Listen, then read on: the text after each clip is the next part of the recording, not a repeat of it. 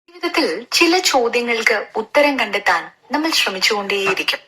ചിലർ എപ്പോഴും വളരെയധികം സന്തോഷത്തിലായിരിക്കും, ചിലർ എപ്പോഴും വിഷമിച്ചുകൊണ്ടേയിരിക്കും. ചിലർക്ക് മാത്രം എന്തുകൊണ്ടാണ് അവർ ആഗ്രഹിച്ചതൊക്കെ ജീവിതത്തിൽ ലഭിക്കുന്നത്? മറ്റു ചിലർക്ക് എന്തു തന്നെ ലഭിച്ചാലും അവർ സംതൃപ്തരായിരിക്കില്ല. എന്തുകൊണ്ടാണ് ചിലർ അവരുടെ ജീവിതത്തിൽ ഒരുപാട് കഷ്ടപ്പെടേണ്ടി വരുന്നത്? മറ്റു ചിലർ എത്ര കഷ്ടപ്പെട്ടാലും അവർക്കതിന്റെ ഫലം ലഭിക്കുകയുമില്ല. ഇതിനെല്ലാം ഉത്തരം ലഭിക്കണമെന്ന് ഒരിക്കലെങ്കിലും ആഗ്രഹിക്കാത്തവർ ആരുണ്ട്? ഇവയ്ക്കെല്ലാമുള്ള ഉത്തരം നമുക്ക് ലഭിക്കും the power of your sub conscious mind എന്ന പുസ്തകത്തിലൂടെ. ഡോക്ടർ ജോസഫ് മർഫിയാണ് ഈ പുസ്തകത്തിന്റെ രചയിതാവ്. ഈ പുസ്തകം നിങ്ങളുടെ ജീവിതത്തിൽ എങ്ങനെയാണ് അത്ഭുതങ്ങൾ കൊണ്ടുവരാൻ പോകുന്നത് എന്നറിയണ്ടേ? അത്ഭുതം എന്നത് ലോകത്തിൽ എല്ലാവരുടെ ജീവിതത്തിലും നടക്കും, നടന്നിട്ടുമുണ്ട്. അത് ആണായിരുന്നാലും പെണ്ണായിരുന്നാലും ഈ അത്ഭുതം നിങ്ങളുടെ ജീവിതത്തിലും നടക്കും. എപ്പോൾ നടക്കും എന്നാണെങ്കിൽ, ഒരുവൻ അവന്റെ ഉപബോധ മനസ്സിന്റെ ആഴം എപ്പോൾ തിരിച്ചറിയുന്നുവോ, അവൻ എങ്ങനെ ചിന്തിക്കുന്നുവോ, അതിൽ എന്തെന്തെല്ലാം കാര്യങ്ങളുണ്ട്, ഇവയെല്ലാം എങ്ങനെ പുറത്തു കൊണ്ടുവരും എന്നതിനെ ആശ്രയിച്ചായിരിക്കും ഓരോരുത്തരുടെയും ജീവിതത്തിൽ അത്ഭുതങ്ങൾ ജനിക്കുന്നത്. നിങ്ങൾ എന്ത് ചിന്തിക്കുന്നുവോ നിങ്ങൾ അതായി മാറുന്നു എന്നാണ് ജോസഫ് മർഫി ഈ പുസ്തകത്തിലൂടെ പറയുന്നത്. നിങ്ങൾക്ക് എല്ലാത്തിന്റെയും ഉത്തരം അറിയുമോ? എന്തുകൊണ്ടാണ് ഒരുവൻ എപ്പോഴും വിഷമിച്ചിരിക്കുന്നത്? മറ്റു ചിലർ എപ്പോഴും സന്തോഷത്തോടെ ഇരിക്കുന്നത്? എന്തുകൊണ്ടാണ് ചിലർ വളരെയധികം കഷ്ടപ്പെട്ട് ദരിദ്രരായി ജീവിക്കേണ്ടി വരുന്നത്? മറ്റു ചിലർ എന്തിനും ഏതിനും പേടിച്ച് ഭയന്ന് മരിക്കുന്നു. എന്നാൽ ചിലരാവട്ടെ ഒന്നുമില്ലെങ്കിൽ തന്നെയും ശുഭാപ്തി വിശ്വാസം കൈവിടാതെ ആത്മവിശ്വാസത്തോടെ മാത്രം ജീവിക്കുന്നു. എന്തുകൊണ്ടാണ് ചിലരുടെ ജീവിതം മനോഹരമായിരിക്കുന്നത്? മറ്റു ചിലർ കഷ്ടതകൾ അറിഞ്ഞു മാത്രം ജീവിക്കുന്നത്? എന്തുകൊണ്ടാണ് ചിലർക്ക് ജീവിതത്തിൽ വിജയം മാത്രം ഉണ്ടാകുന്നത്, മറ്റു ചിലർക്ക് വെറും തോൽവി മാത്രം? എന്തുകൊണ്ടാണ് ചിലർക്ക് ഒരിക്കലും ചികിത്സിച്ചു ഭേദമാക്കാൻ പറ്റില്ലെന്ന് കരുതുന്ന അസുഖങ്ങൾ പോലും ഭേദമാകുന്നത്, എന്നാൽ മറ്റു ചിലർക്ക് എപ്പോൾ മരിക്കുമെന്നറിയാതെ ഒരസുഖം വന്ന് മരിച്ചുപോകും? എന്തുകൊണ്ടാണ് ചിലർ നല്ല മനസ്സിനുടമകളായിട്ടും കരുണയും ദയയും എപ്പോഴും കൂടെ ഉണ്ടായിരുന്നിട്ടും കഷ്ടപ്പെടേണ്ടി വരുന്നത്? അവരുടെ ചുറ്റുമുള്ളവരിൽ നിന്നും അവരർഹിക്കുന്ന ഒരു പരിഗണനയും അവർക്ക് ലഭിക്കാറില്ല. എന്നാൽ മറ്റു ചിലർ നല്ലവരല്ലെങ്കിലും ചുറ്റുമുള്ളവർ നല്ലവരാണെങ്കിൽ അവരുടെ ജീവിതത്തിൽ എന്ത് നടന്നാലും അതെല്ലാം നല്ലത് മാത്രമായിരിക്കും. അതുപോലെ തന്നെ ഒരു പെൺകുട്ടിക്ക് വളരെയധികം സന്തോഷമുള്ള ജീവിതവും വളരെ നല്ല വിവാഹവും അങ്ങനെ ജീവിതത്തിലെല്ലാം വളരെ നന്നായി നടക്കുന്നു. എന്നാൽ അവളുടെ സഹോദരിക്ക് വേദനകൾ നിറഞ്ഞ ജീവിതവും ജീവിതത്തിൽ ഒന്നും തന്നെ നല്ല രീതിയിൽ നടക്കുന്നുമില്ല. ഇതിനെല്ലാം കാരണം എന്ത്? ഇവയ്ക്കൊക്കെയുള്ള ഉത്തരങ്ങൾ നമ്മുടെ കയ്യിലുണ്ടോ? തീർച്ചയായും ഉണ്ട്. ഇതിനെല്ലാം ഉള്ള കാരണങ്ങളും അതിനുള്ള പരിഹാരങ്ങളും നമ്മുടെ ഉപബോധ മനസ്സിൽ നിന്നും നമുക്ക് ലഭിക്കും. ഉപബോധ മനസ്സിന് വലിയൊരു ശക്തിയുണ്ട്. ആ ശക്തിയെക്കുറിച്ചാണ് ഡോക്ടർ ജോസഫ് മർഫി ഈ പുസ്തകത്തിൽ പറഞ്ഞിരിക്കുന്നത്. നമ്മുടെ ഉള്ളിലുള്ള എല്ലാ സംശയങ്ങൾക്കും സന്ദേഹങ്ങൾക്കും ഉത്തരം കിട്ടണമെങ്കിൽ ഈ പുസ്തകം നമ്മൾ വായിച്ചിരിക്കണമെന്നാണ് ജോസഫ് മർഫി പറയുന്നത്. ഈ പുസ്തകത്തിൽ പറയുന്ന ഓരോ കാര്യങ്ങളും നമുക്ക് നമ്മുടെ ദൈനംദിന ജീവിതത്തിൽ ഏറെ ഉപകാരപ്പെടുന്ന കാര്യങ്ങളാണ്. അതെപ്പോഴും നമുക്ക് ഉപയോഗപ്പെടുത്താനും സാധിക്കും. നമുക്കുള്ളിൽ ഒരു ഭയങ്കരമായ അത്ഭുത ശക്തിയുണ്ട്. അത് തിരിച്ചറിഞ്ഞാൽ നമുക്കുള്ളിലെ വേദന, വിഷമം, പ്രശ്നങ്ങൾ അങ്ങനെയെല്ലാം മറികടന്ന് സ്വതന്ത്രമായി സന്തോഷപൂർണമായ ഒരു ജീവിതം നമുക്ക് ലഭിക്കും. ഈ ഉപബോധ മനസ്സ് നമുക്കുള്ളിലെ അസുഖങ്ങളെ പോലും ഭേദപ്പെടുത്തി നമ്മുടെ ഊർജം തിരിച്ചു തരും എന്നാണ് ജോസഫ് മർഫി ഈ പുസ്തകത്തിലൂടെ പറയുന്നത്. ഈ ശക്തി നമുക്കുള്ളിൽ ഉണ്ട് എന്നതിനുള്ള തെളിവും തന്റെ പക്കലുണ്ടെന്ന് ജോസഫ് മർഫി അവകാശപ്പെടുന്നു. 42 വർഷങ്ങൾക്ക് മുമ്പ് സർക്കോമ എന്ന അസുഖം ഉപബോധ മനസ്സിന്റെ ശക്തി ഉപയോഗപ്പെടുത്തി സുഖപ്പെടുത്താനായി എന്നാണ് അദ്ദേഹം പറയുന്നത്. അത് മാത്രമല്ല, ആതുര സേവന രംഗത്ത് അദ്ദേഹം വിശ്വസിക്കുന്ന ഒരു പ്രധാനപ്പെട്ട കാര്യം എന്താണെന്ന് വെച്ചാൽ the doctor dresses the wounds but the god heals it. അതായത് മനുഷ്യൻ മുറിവിന് മരുന്ന് വെക്കുന്നു, എന്നാൽ അത് ഭേദമാക്കുന്നത് ദൈവമാണ്. ആ ദൈവം നമ്മുടെ ഉപബോധ മനസ്സായിരിക്കാം, അല്ലെങ്കിൽ നമ്മുടെ ഉപബോധ മനസ്സിൽ നിന്നുമായിരിക്കാം ആ ശക്തി ജനിക്കുന്നത്. നമുക്കിടയിൽ 2 തരം മനുഷ്യരുണ്ട്. ഒന്ന് മാഗ്നറ്റൈസ്ഡ്, അതായത് ഒരു തരം കാന്തിക ശക്തിയുള്ള ഒരു കൂട്ടം. എന്നെ കൊണ്ട് എന്തും ചെയ്യാനാകും, നിറയെ കാര്യങ്ങൾ എനിക്ക് ചെയ്യാനുണ്ട് എന്ന ശുഭാപ്തി വിശ്വാസത്തോടെ ജീവിക്കുന്നവർ. മറ്റൊരു കൂട്ടർ ഡീമാഗ്നറ്റൈസ്ഡ്.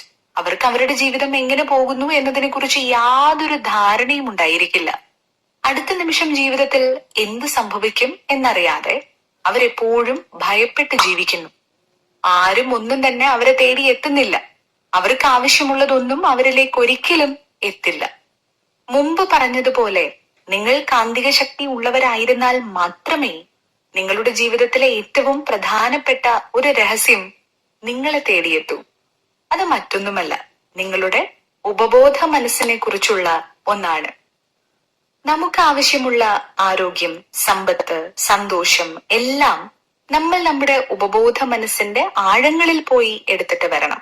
നമുക്ക് ആവശ്യമുള്ള എല്ലാ കാര്യങ്ങളും നമ്മുടെ ഉപബോധ മനസ്സിലുണ്ട്. നമ്മുടെ എല്ലാ ചോദ്യങ്ങളും അതിനുള്ള ഉത്തരങ്ങളും പരിഹാരങ്ങളും അതിലുണ്ട്. തകർന്ന് തരിപ്പണമായവരെ പോലും ആ ഉപബോധ മനസ്സിന്റെ ശക്തി വെച്ച് ജോസഫ് മർഫി തിരിച്ചു കൊണ്ടുവന്നിട്ടുണ്ട്.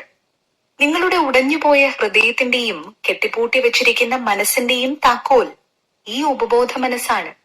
ഇത് മനസ്സിലാക്കാൻ ഒരുപാട് കാര്യങ്ങളുണ്ട്.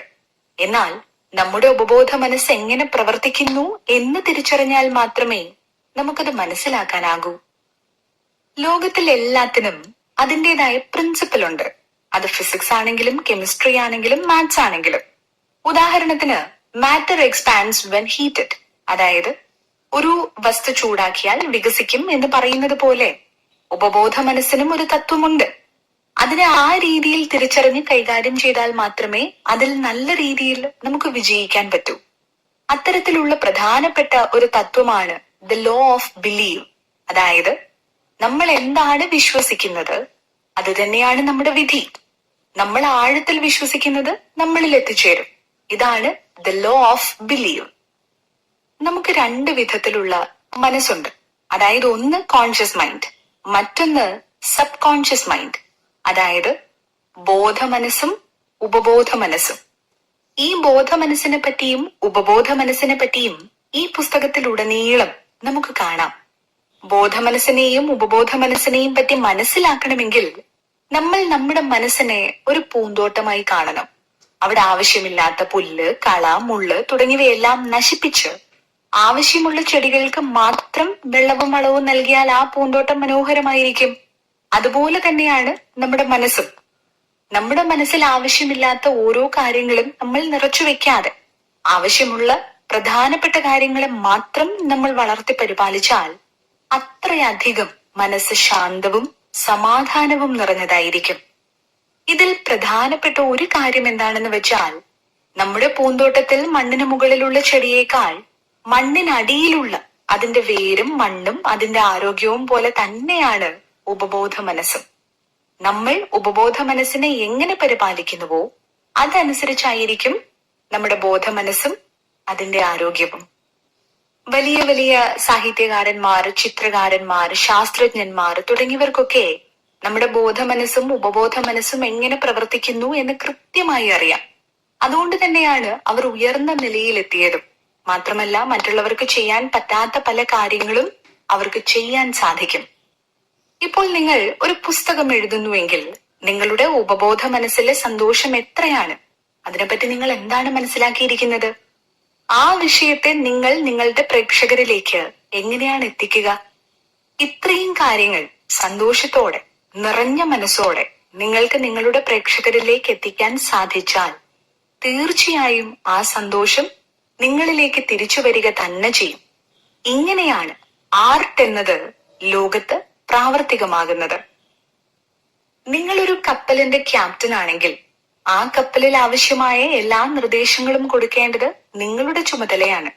എപ്പോൾ നിങ്ങൾ ശരിയായ നിർദ്ദേശം കൊടുക്കുന്നുവോ അപ്പോൾ കപ്പൽ ശരിയായ ദിശയിൽ പോകും. അതായത് നിങ്ങളുടെ മനസ്സിലെ ശരിയായ നിർദ്ദേശങ്ങൾ എപ്പോൾ നിങ്ങൾ മനസ്സിലാക്കുന്നുവോ അത് വെച്ചാണ് നിങ്ങളുടെ ജീവിതത്തിലെ ഓരോ അനുഭവങ്ങളും ഉണ്ടാകുന്നത്. എനിക്കിത് ചെയ്യാൻ പറ്റില്ല, എനിക്കിത് ലഭിക്കില്ല, ഇങ്ങനെ ഒരിക്കലും പറയാൻ പാടില്ല. നിങ്ങൾ പോലും അറിയാതെ അത് നിങ്ങളുടെ ഉപബോധ മനസ്സിൽ പതിഞ്ഞ് ശരീരത്തെയും ബോധ മനസ്സിനെയും പ്രതികൂലമായി ബാധിക്കും. എന്നാണെങ്കിലും എവിടെയാണെങ്കിലും നിങ്ങൾ പറയേണ്ടത് ഇതാണ്: ഈ ലോകത്തിൽ എന്ത് തന്നെ സംഭവിച്ചാൽ എന്നെ കൊണ്ട് ചെയ്യാൻ പറ്റും. അത് നിങ്ങൾ നിങ്ങളുടെ ഉപബോധ മനസ്സിൽ ആഴത്തിൽ വിശ്വസിക്കുമ്പോൾ അത് തീർച്ചയായും നടക്കും. നിങ്ങളുടെ ചിന്തകളെ നിങ്ങൾക്ക് മാറ്റാനായാൽ നിങ്ങളുടെ വിധിയെയും നിങ്ങൾക്ക് മാറ്റാനാകും.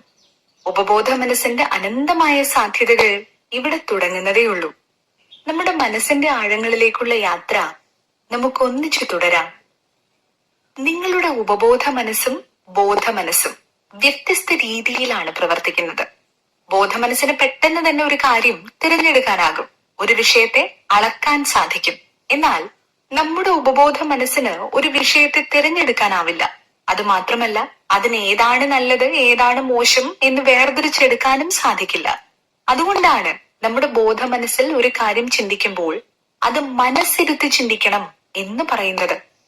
ഇതിൽ എന്തെങ്കിലും ഒന്ന് നമ്മുടെ ഉപബോധ മനസ്സിലേക്ക് പോയി കഴിഞ്ഞാൽ ആ നിമിഷം മുതൽ നമ്മുടെ ബ്രെയിൻ സെൽസ് അതിനെ ഏറ്റെടുത്തു കഴിഞ്ഞു.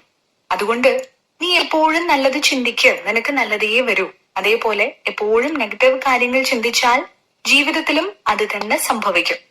നിങ്ങൾ എന്താണ് ചിന്തിച്ചുകൊണ്ടിരിക്കുന്നത്, നിങ്ങൾ അതായി മാറുന്നു. ലളിതമായി പറയുകയാണെങ്കിൽ, നമുക്കൊരു കാര്യം കാണുമ്പോഴേ ഇത് നല്ലത്, ഇത് മോശം, ഇതുകൊണ്ട് നല്ലത് നടക്കും, ഇതുകൊണ്ട് മോശമേ സംഭവിക്കൂ, ഇങ്ങനെ വേർതിരിക്കുന്ന പ്രവർത്തനം നടന്നുകൊണ്ടേയിരിക്കും. എന്നാൽ അതിന് നമ്മൾ എങ്ങനെ പ്രതികരിക്കുന്നു എന്നതൊരു പ്രധാന കാര്യമാണ്. ഉദാഹരണത്തിന്, ഒരാൾ നിങ്ങളോട് ചോദിക്കുകയാണ്, എന്ത് പറ്റി, നിങ്ങൾക്ക് അസുഖം എന്തെങ്കിലും ഉണ്ടോ എന്ന് ചോദിക്കുമ്പോ ഇല്ലല്ലോ, എനിക്ക് കുഴപ്പമൊന്നുമില്ലല്ലോ എന്നും പറയാം. കാണുമ്പോൾ അങ്ങനെ തോന്നുന്നുണ്ടോ എന്നും ചിന്തിക്കാം. അതുകൊണ്ട് ഈ രണ്ട് തരത്തിലുള്ള പ്രതികരണത്തിലും ഏതാണോ നമ്മൾ ചിന്തിക്കുന്നത് അത് ആദ്യം നമ്മുടെ ബോധ മനസ്സിലേക്ക് പോകും. അവിടെ നിന്നും അത് നമ്മുടെ ഉപബോധ മനസ്സ് ഏറ്റെടുക്കും. ഇതിന് ഡോക്ടർ മർഫി കൊടുക്കുന്ന ഒരു ഉദാഹരണമുണ്ട്. ഡോക്ടറുടെ ഒരു സുഹൃത്തിന്റെ മകൾക്ക് ആർത്രൈറ്റിസ് എന്ന അസുഖമുണ്ടായിരുന്നു. ഇതിൽ വളരെയധികം മനപ്രയാസമുണ്ടായിരുന്ന സുഹൃത്ത്, എന്റെ മകളുടെ അസുഖം മാറുന്നതിന് പകരമായി എന്റെ കൈ നഷ്ടപ്പെട്ടാലും എനിക്ക് വിഷമമില്ല എന്ന് നിരന്തരം പറയുമായിരുന്നു. ഒരിക്കൽ ഒരു അപകടത്തിൽ അദ്ദേഹത്തിന്റെ കൈ പൂർണ്ണമായും നഷ്ടപ്പെട്ടു പോയി. ദിവസങ്ങൾക്കുള്ളിൽ അദ്ദേഹത്തിന്റെ മകളുടെ അസുഖവും മാറി. അതുകൊണ്ടാണ് നമ്മുടെ മനസ്സിന് നമ്മൾ കൊടുക്കുന്ന നിർദ്ദേശങ്ങളിൽ നമ്മൾ ബോധവാന്മാരായിരിക്കണം എന്ന് പറയുന്നത്. നമ്മുടെ ഉപബോധ മനസ്സിന് തമാശയും യാഥാർത്ഥ്യവും പോലും തിരിച്ചറിയാനുള്ള കഴിവില്ല. നിങ്ങളുടെ ഉപബോധ മനസ്സ് നിങ്ങളോട് ഒരിക്കലും തർക്കിക്കുകയില്ല. അതിപ്പോഴും നിങ്ങളുടെ ബോധ മനസ്സ് എന്ത് പറയുന്നുവോ അത് അതുപോലെ അനുസരിക്കും. അതുകൊണ്ട് ഒരു കാര്യത്തിലും എനിക്കിത് ചെയ്യാൻ പറ്റില്ല എന്ന് പറയരുത്. അത് ശരിയാണെങ്കിൽ കൂടി എന്നെങ്കിലും എന്നെ കൊണ്ട് പറ്റുന്ന കാലത്ത് പറ്റുന്ന പോലെ ഞാനത് ചെയ്യും എന്ന് വേണം പറയാൻ. നിങ്ങൾ ജീവിതത്തിൽ എങ്ങനെ പ്രതികരിക്കണം എന്നത് നിങ്ങൾക്ക് തന്നെ തിരഞ്ഞെടുക്കാം. നിങ്ങൾ ഇപ്പോഴും സന്തോഷമായിരിക്കണം എന്ന് നിങ്ങൾ തീരുമാനിച്ചു കഴിഞ്ഞാൽ അത് തീർച്ചയായും നിങ്ങളെ തേടിയെത്തും. അങ്ങനെയാണ് നിങ്ങൾക്കുള്ളിൽ തന്നെ നിങ്ങൾ മനോഹരമായ ഒരു വ്യക്തിയായി മാറുന്നത്. നിങ്ങളുടെ ബോധ മനസ്സ് ഒരു വാച്ച്മാനെ പോലെയാണ്. അത് നിങ്ങളുടെ ഉപബോധ മനസ്സിന്റെ വാതിൽക്കൽ എപ്പോഴും ഉണ്ടാകും. അത് തന്നെയാണ് നിങ്ങളുടെ ഉപബോധ മനസ്സിലേക്ക് എന്ത് പോകണം എന്ത് പോകരുത് എന്ന് തീരുമാനിക്കുന്നത്. നിങ്ങൾ ഒരു നല്ല കാര്യം നടക്കണം എന്ന് തീവ്രമായി ആഗ്രഹിച്ചാൽ അത് നടക്കാനുള്ള സാധ്യതയും കൂടുതലാണ്. നിങ്ങൾക്കുള്ളിലെ ശക്തി എത്രത്തോളം ഉണ്ടെന്ന് തിരിച്ചറിഞ്ഞു കഴിഞ്ഞാൽ പിന്നെ ജീവിതത്തിൽ എന്തും തിരഞ്ഞെടുക്കാനുള്ള ധൈര്യം നിങ്ങൾക്ക് ലഭിക്കും. അത് സന്തോഷമാണെങ്കിലും മറ്റെന്ത് തന്നെയാണെങ്കിലും. മറ്റുള്ളവർ പറയുന്ന കാര്യങ്ങൾക്കോ അവർ നിങ്ങൾക്ക് നൽകുന്ന നിർദ്ദേശങ്ങൾക്കോ നിങ്ങളുടെ മനസ്സിനെ വേദനിപ്പിക്കുവാനുള്ള ഒരു കഴിവും തന്നെയില്ല. നിങ്ങൾക്കാണ്, നിങ്ങളുടെ ചിന്തകൾക്ക് മാത്രമാണ് അതിനുള്ള കഴിവുള്ളത്. നിങ്ങൾ എങ്ങനെയാണ് ഒരു കാര്യത്തെ മനസ്സിലേക്ക് എടുക്കുന്നത് അല്ലെങ്കിൽ നിരസിക്കുന്നത് അതനുസരിച്ചിരിക്കും നിങ്ങളുടെ മനസ്സ് ആ വിഷയത്തിൽ വേദനിക്കുന്നതും വേദനിക്കാതിരിക്കുന്നതും. നിങ്ങൾ ഒരു വിഷയത്തിൽ എങ്ങനെ പ്രതികരിക്കുന്നു എന്നത് തന്നെയാണ് ആത്യന്തികമായി നിങ്ങളുടെ ശക്തിയും ബലഹീനതയും. നിങ്ങൾ എന്തെങ്കിലും ഒരു കാര്യം പറയുകയാണെങ്കിൽ എന്താണ് പറയുന്നത് എന്ന് ഗഹനമായി ആലോചിക്കണം. ഒരിക്കലും ഒരു തെറ്റായ കാര്യം പറയരുത്. നിങ്ങളുടെ മനസ്സിൽ തിന്മയില്ല. ഇവിടെ തിന്മ എന്നൊരു കാര്യം നിലനിൽക്കുന്ന പോലുമില്ല. നമ്മൾ ഒരു കാര്യത്തിൽ എങ്ങനെ ചിന്തിക്കുന്നു എന്നതും അതിലെങ്ങനെ പ്രതികരിക്കുന്നു എന്നതുമാണ് നമ്മുടെ കരുത്തും ആശ്വാസവും. അത് തന്നെയാണ് മറ്റുള്ളവർക്ക് പ്രചോദനമാകുന്നത്. നമ്മൾ എപ്പോഴും കൃത്യമായി ചിന്തിക്കണം. കൃത്യവും തെളിമയാർന്നതുമായ ജീവിതം ജീവിക്കാൻ ശ്രമിച്ചുകൊണ്ടേയിരിക്കണം. ഭയത്തിൽ നിന്നോ അറിവില്ലായ്മയിൽ നിന്നോ ഒരു താഴ്ന്ന ചിന്താഗതിയിൽ നിന്നോ ആലോചിക്കാതിരിക്കുക. മറ്റുള്ളവരുടെ പ്രശ്നങ്ങൾ സ്വന്തം പ്രശ്നങ്ങളായി കരുതേണ്ട കാര്യമില്ല. നിങ്ങളുടെ പ്രശ്നങ്ങളും നിങ്ങളുടെ തീരുമാനങ്ങളും നിങ്ങളുടെ മാത്രമാണ്. നിങ്ങളുടെ ആത്മാവിന്റെ അമരക്കാരൻ നിങ്ങൾ തന്നെയാണ്. നിങ്ങളുടെ വിധിയുടെ യജമാനനും നിങ്ങൾ തന്നെയാണ്. നിങ്ങളുടെ ജീവിതത്തിൽ ഒന്നിനും ഉത്തരമില്ലാതെ നിങ്ങൾ ആശയക്കുഴപ്പത്തിലിരിക്കുന്ന നേരത്ത് നിങ്ങൾ ആലോചിക്കേണ്ട ഒരു കാര്യം എന്താണെന്ന് വെച്ചാൽ, നമ്മുടെ ഉപബോധ മനസ്സിന് എല്ലാ ഉത്തരങ്ങളും അറിയാം. അത് വിശ്വസിച്ച് ഞാൻ എന്റെ ജീവിതത്തിലെ അടുത്ത പടി വെക്കാൻ പോവുകയാണ് എന്ന് സ്വയം പറഞ്ഞ് നിങ്ങൾ ജീവിതത്തിൽ മുമ്പോട്ട് നടന്നോളൂ. എല്ലാം നല്ല രീതിയിൽ നടക്കും. നിങ്ങൾക്ക് പിഴക്കില്ല. നിങ്ങളുടെ ഉപബോധ മനസ്സിന് അത്ഭുതകരമായ ഒരു തരം ശക്തിയുണ്ട്. അതാണ് നിങ്ങളെ നയിക്കുന്നതും പ്രോത്സാഹിപ്പിക്കുന്നതും പ്രചോദിപ്പിക്കുന്നതും. നിങ്ങൾ കാണുന്ന ചിലരുടെ പേരുകൾ ഓർത്തു വെക്കുന്നതും ഉപബോധ മനസ്സാണ്. കാണുന്ന കാഴ്ചകൾ, ചില ദൃശ്യങ്ങൾ, ഇവയെല്ലാം നിയന്ത്രിക്കുന്നത് നിങ്ങളുടെ ഉപബോധ മനസ്സാണ്. അത് തന്നെയാണ് നമ്മുടെ ഓർമ്മ എന്ന് പറയുന്നതും. ഉപബോധ മനസ്സിൽ നിന്നാണ് നിങ്ങളുടെ ഹൃദയത്തുടിപ്പ് പോലും ആരംഭിച്ചത്. അത് തന്നെയാണ് നിങ്ങളുടെ രക്തചംക്രമണത്തെയും ദഹന പ്രക്രിയയെയും നിങ്ങളുടെ ജീവൻ തന്നെയും ശരിയായ രീതിയിൽ കൊണ്ടുപോകുന്നത്. നമ്മുടെ ശരീരത്തിൽ നടക്കുന്ന ഓരോ ചെറിയ ചെറിയ കാര്യങ്ങളും നമ്മുടെ നിർദ്ദേശങ്ങളില്ലാതെ തന്നെ അത് അതിൻ്റെതായ രീതിയിൽ നടക്കുന്നുണ്ട്. അതിന്റെ ഒരേ ഒരു കാരണം നമ്മുടെ ഉപബോധ മനസ്സാണ്. ഉപബോധ മനസ്സ് എപ്പോഴും ജോലി ചെയ്തുകൊണ്ടിരിക്കും. അതിന് ഒരു സമയത്തും വിശ്രമമില്ല. അപ്പോൾ ഈ ഉപബോധ മനസ്സ് എത്രത്തോളം ശക്തിയേറിയതാണെന്നൊന്ന് ആലോചിച്ചു നോക്കൂ. ഉപബോധ മനസ്സാണ് നമ്മുടെ ജീവിതത്തിൽ നമുക്ക് ആവശ്യമായ ഏറ്റവും സുപ്രധാനമായ എല്ലാ കാര്യങ്ങളും നിയന്ത്രിക്കുന്നത്. അതുകൊണ്ട് തന്നെ നമ്മൾ അനുഭവിക്കുന്ന എല്ലാ പ്രശ്നങ്ങൾക്കും അവിടെ പരിഹാരവുമുണ്ട്. നിങ്ങൾ നിത്യവും ഉറങ്ങുന്നതിന് മുമ്പ് എനിക്ക് ഈ ഒരു കാര്യം നേടണം എന്ന് നിങ്ങളുടെ ഉപബോധ മനസ്സിനോട് പറഞ്ഞു നോക്കൂ. അധികം വൈകാതെ, അല്ലെങ്കിൽ നിങ്ങൾ പ്രതീക്ഷിക്കുന്നതിലും നേരത്തെ അത് നടക്കാനുള്ള സാധ്യത ഏറെയാണ്. അതുകൊണ്ടാണ് നമുക്കുള്ളിൽ തന്നെ ഒരു മാസ്മരിക ശക്തി ഉണ്ട്.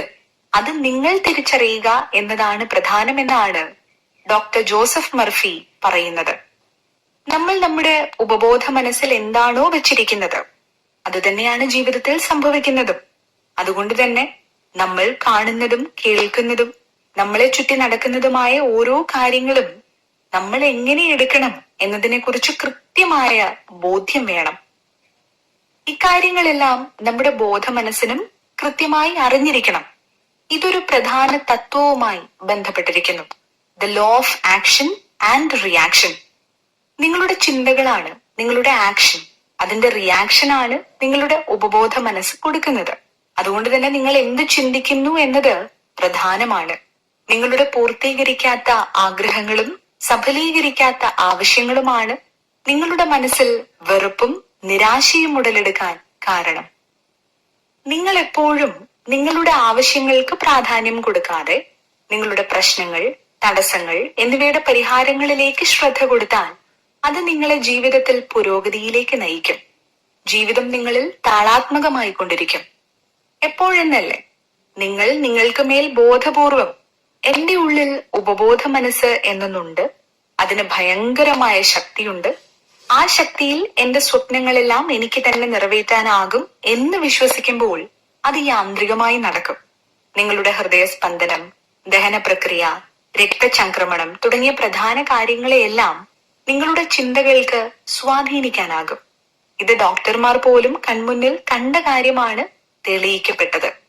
അതുകൊണ്ടാണ് നമ്മൾ നമ്മുടെ വേദനകൾക്കും വിഷമങ്ങൾക്കും പ്രാധാന്യം കൊടുക്കാതെ സന്തോഷത്തിനും സമാധാനത്തിനും പ്രാധാന്യം കൊടുക്കണമെന്നും എപ്പോഴും പോസിറ്റീവ് ആയിരിക്കാൻ ശ്രമിക്കണമെന്നും പറയുന്നത്. അങ്ങനെയെങ്കിൽ നമ്മുടെ മനസ്സ് മാത്രമല്ല, ശരീരവും ആരോഗ്യത്തോടെയിരിക്കും. ജീവിതം മനോഹരമാവാനും തുടങ്ങും. നമ്മൾ നമ്മുടെ ബോധ മനസ്സിനെ എപ്പോഴും നല്ല കാര്യങ്ങൾ ചിന്തിക്കുന്നതിൽ പ്രോത്സാഹിപ്പിക്കണം. പ്രശ്നങ്ങളിൽ ശ്രദ്ധ കേന്ദ്രീകരിക്കാതെ പരിഹാരങ്ങളെ കുറിച്ച് ആലോചിക്കണം. അപ്പോഴത് നമ്മുടെ ഉപബോധ മനസ്സിലും പ്രവർത്തിക്കും. നമുക്ക് ആവശ്യമുള്ളത് നമ്മളിൽ നിന്ന് തന്നെ നമുക്ക് കണ്ടെത്താനാകും എന്നാണ് ഡോക്ടർ മർഫി പറയുന്നത്. ഇതിനെ സയന്റിഫിക് ഇമാജിനേഷൻ എന്നാണ് പറയുക. ഒരിക്കൽ ഡോക്ടർ മർഫി ഫങ്ഷണൽ പാരലിസിസ് ഉള്ള ഒരാളോട് നിങ്ങൾ ആരോഗ്യത്തോടെ സാധാരണ നടക്കുന്ന പോലെ പ്രശ്നങ്ങളൊന്നുമില്ലാത്ത ജീവിതം നയിക്കുകയാണ് എന്ന് നിത്യവും ചിന്തിക്കാൻ പറഞ്ഞു. അദ്ദേഹം ഡോക്ടർ പറഞ്ഞ കാര്യങ്ങൾ അതുപോലെ തന്റെ ഭാവനയിൽ കണ്ടു. ഇത് അയാൾക്ക് അളക്കാനാവാത്ത സന്തോഷമാണ് നൽകിയത്. പതിയെ ജീവിതം മാറുന്നതായും അദ്ദേഹം തിരിച്ചറിഞ്ഞു. ഒരിക്കൽ വീട്ടിൽ ഭാര്യയോ നഴ്സോ ഇല്ലാത്ത സമയത്ത് ഫോൺ റിങ് ചെയ്തപ്പോൾ 12 അടി ദൂരെ നിന്നും വന്ന് അദ്ദേഹം ഫോൺ അറ്റൻഡ് ചെയ്തു. അദ്ദേഹത്തിന്റെ ശ്രദ്ധ മുഴുവൻ അദ്ദേഹത്തിന്റെ പ്രശ്നങ്ങളിലായിരുന്നു കേന്ദ്രീകരിച്ചിരുന്നത്.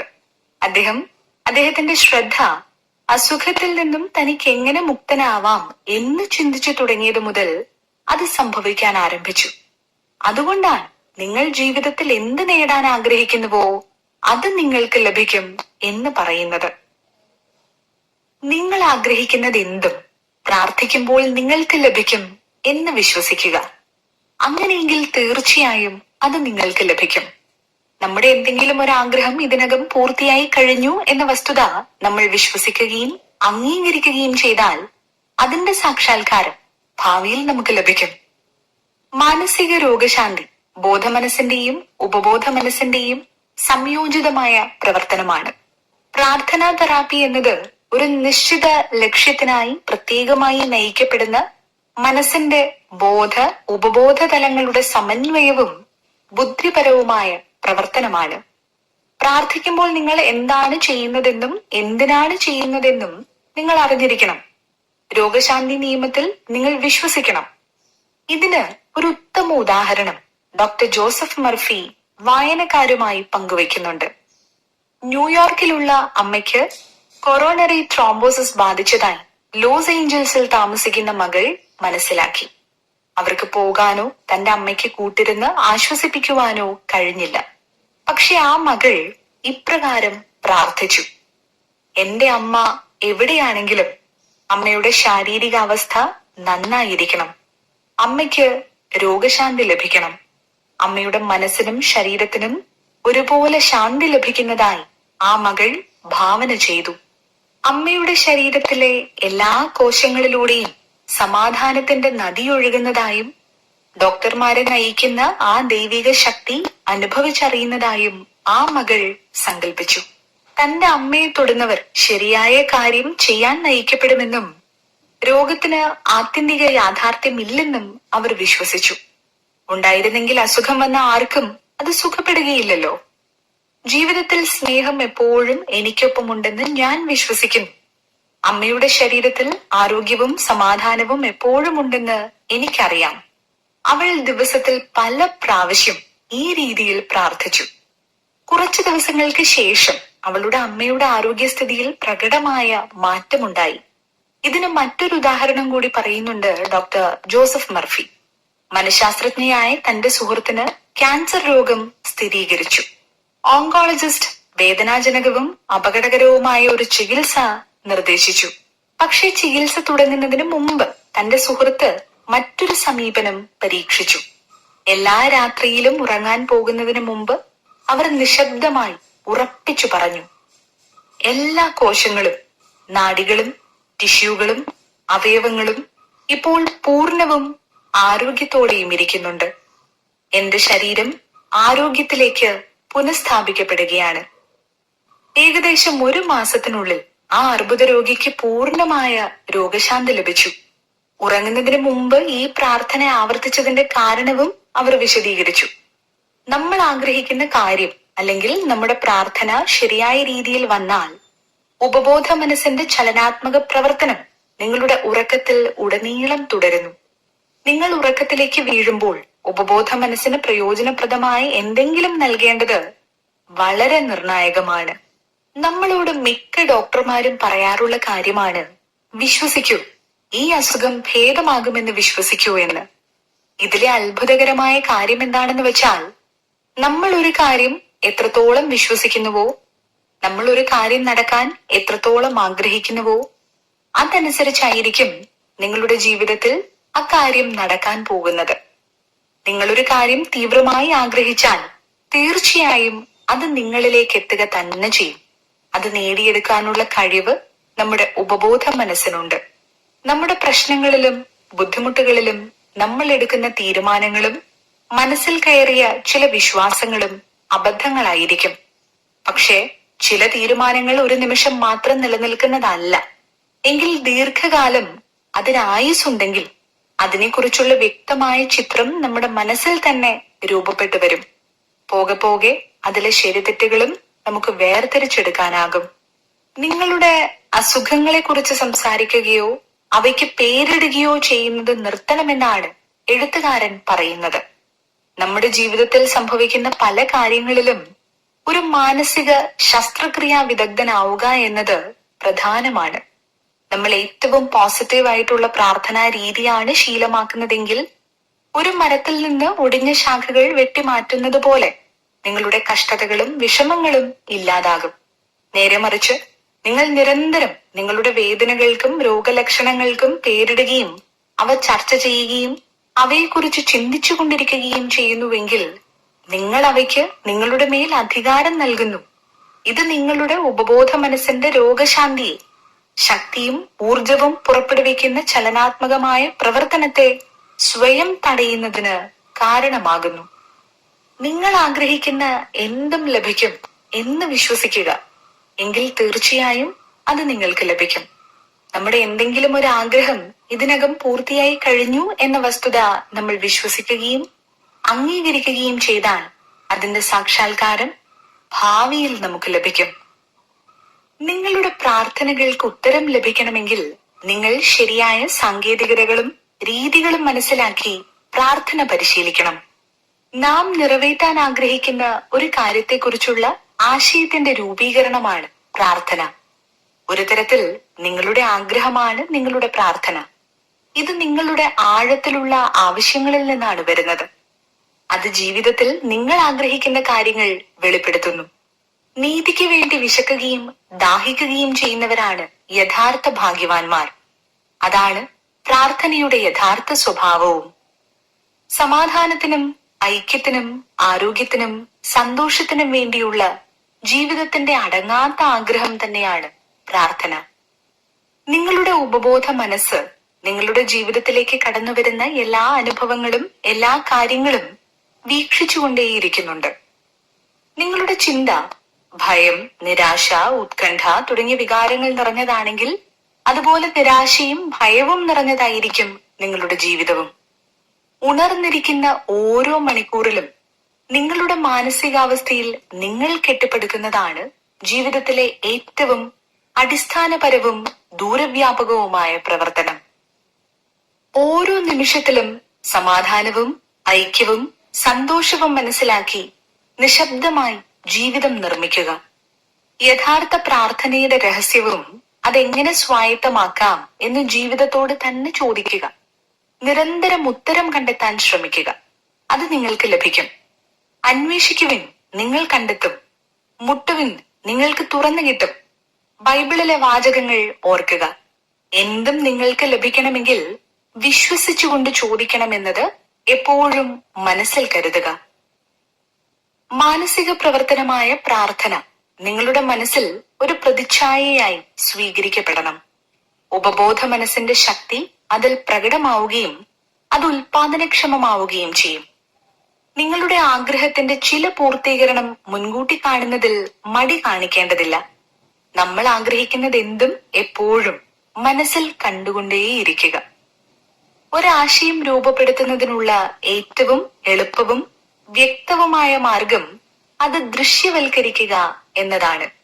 അത് ജീവനുള്ളതുപോലെ വ്യക്തമായി നിങ്ങളുടെ മനസ്സിൽ കാണുക എന്നതാണ്. പ്രേക്ഷകരോട് സംസാരിക്കുന്നതിന് മുമ്പ് ഞാൻ എപ്പോഴും വിഷ്വലൈസേഷൻ ടെക്നിക് ഉപയോഗിക്കുന്നു. ഞാൻ എന്റെ ചിന്തയുടെ ചിത്രങ്ങൾ ഉപബോധ മനസ്സിൽ അവതരിപ്പിക്കും. അപ്പോൾ ഓഡിറ്റോറിയം മുഴുവൻ ഞാൻ ചിത്രീകരിക്കുന്നു. അനന്തമായ രോഗശാന്തി സാന്നിധ്യത്താൽ പ്രചോദിപ്പിക്കുന്ന പുരുഷന്മാരെയും സ്ത്രീകളെയും കൊണ്ട് അതിന്റെ ഇരിപ്പിടങ്ങൾ നിറഞ്ഞിരിക്കുന്നതായി ഞാൻ കാണുന്നു. ഞാൻ അവരെ പ്രസന്നരും സന്തുഷ്ടരും സ്വതന്ത്രരുമായി കാണുന്നു. ഞാൻ സുഖം പ്രാപിച്ചു, എനിക്ക് അത്ഭുതകരമായി തോന്നുന്നു, ഞാൻ രൂപാന്തരപ്പെട്ടു എന്ന ആളുകൾ പറയുന്നത് കേൾക്കുന്നതായി ഞാൻ സങ്കല്പിക്കുമ്പോൾ അതിനെ ഒരു മാനസിക ചിത്രമായി ഞാൻ നിശബ്ദമായി നിലനിർത്തുന്നു. ഞാനിത് 10 മിനിറ്റോ അതിൽ കൂടുതലോ സൂക്ഷിക്കുന്നു. ഓരോ വ്യക്തിയുടെയും മനസ്സും ശരീരവും സ്നേഹം, പൂർണ്ണത, സൗന്ദര്യം എന്നിവയാൽ പൂരിതമാണെന്ന് ഞാൻ എന്നെ തന്നെ അറിയിക്കുകയും അനുഭവിക്കുകയും ചെയ്യുന്നു. അവരുടെ ആരോഗ്യവും സന്തോഷവും വിളംബരം ചെയ്യുന്ന ജനക്കൂട്ടത്തിന്റെ ശബ്ദം എന്റെ മനസ്സിൽ കേൾക്കാൻ കഴിയുന്ന തരത്തിലേക്ക് എന്റെ അവബോധം വളരുന്നു. എല്ലാവരും ചാനൽ സബ്സ്ക്രൈബ് ചെയ്യുക. വീഡിയോ ഇഷ്ടമായെങ്കിൽ ലൈക്ക് ചെയ്യുക, കമൻറ്റ് ചെയ്യുക, ഷെയർ ചെയ്യുക. അടുത്ത ഭാഗം ഉടൻ ഉണ്ടായിരിക്കുന്നതാണ്. താങ്ക്സ്.